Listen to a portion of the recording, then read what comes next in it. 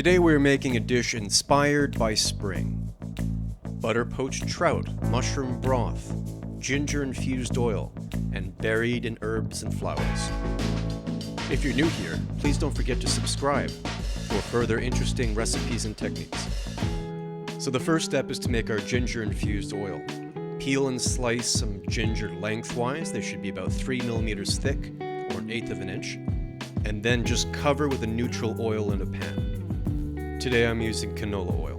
Place the pan in a warm oven for half an hour and leave to cool and infuse overnight. Next we're going to make our mushroom broth. Preheat your oven to 190 degrees Celsius or 375 degrees Fahrenheit. Place 2 cloves of crushed garlic in a pan and about 10 thinly sliced brown mushrooms. We are going to dry these mushrooms out to concentrate the flavor. This should take about a half an hour. Now I'm going to prepare the garnish. Right now I have a lot of broccoli in the garden and some of them have begun to sprout.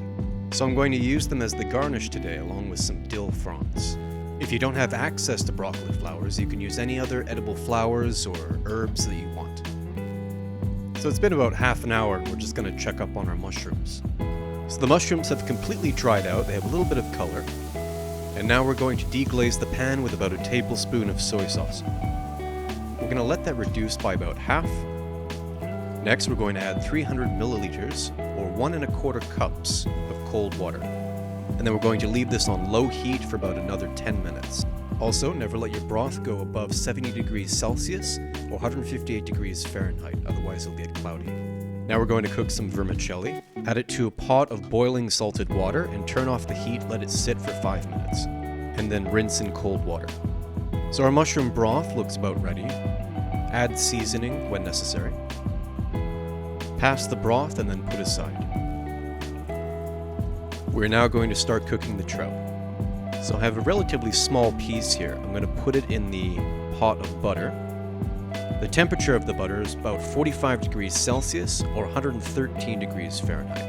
And depending on the size of your piece of fish, it should take between 3 to 5 minutes.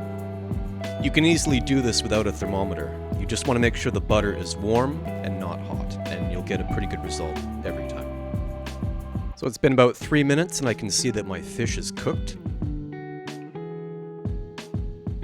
Gently place your fish skin side up on a cutting board, and then gently remove the skin. Okay, now we're going to start plating.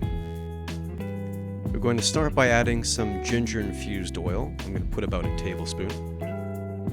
Next, take your vermicelli. You can use tweezers or tongs and a ladle to roll it up into a nice shape like this. Now carefully balance your fish on top. Now I'm going to add some raw zucchini dice for a nice crunch. Keep in mind that any of the garnish that we're using today can be substituted for just about anything else. Use what's fresh, use what's local, use what's in season. You'll have a good result every time. Now we're going to add the flowers and herbs that we had picked earlier. When you're using a type of flower for your garnish, there are many different types of edible flowers. But keep in mind that some of them have a very strong flavor and some of them are quite mild.